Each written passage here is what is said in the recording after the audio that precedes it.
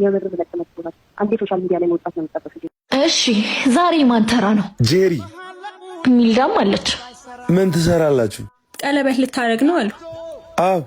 ታዲያ ለምን እኛ ረሳህን? ሚስቴ እኮ ምን እንደነበራችሁ ታውቃለች። እሱ ያለፈ ታሪክ ነው። ሴቶች በዚህ አይነት ጉዳይ ምን ያህል ሲሪየስ እንደሆኑ ታውቃላችሁ። በጣም ትጨነቅላታለህ ማለት ነው። ጥሩ ሰው ነች። እኛ መጥፎ ነበር። ፍቅረኛ አላችሁ አይደል? ያውም ካንተ የተሻለ ነዋ። ቢሻልማ በዚህ ሰዓት እሱ ጋር ነበራችሁ። ሴቶችን መግደል አይሰለችም? ለማይሞት ነፍስ አልጠየቅም። ልጅ እንዳለህስ አዲሷ ሴት ታውቃለች? ነግሬያታለሁ። ምንህን ወዳ ነው ግን ያችን የመሰለች ልጅ? ምናልባት እናንተን መተውን ወዳው ሳይሆን አይቀርም።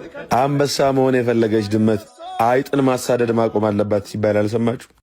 ከጓደኞቼ ጋር መተኛታችሁን እያወቁ ከእናንተ ጋር እንደሆን ስትፈልጉ ትንሽ አታፍሩ? ያኔ ተጣልተን ነበር። ከኔ ጋር ስለተጣላችሁ እኔን ለማስቀናት ከጓደኞቼ ጋር ተኛችሁ። አንተ ስታጎድል እነሱ ሞሉ።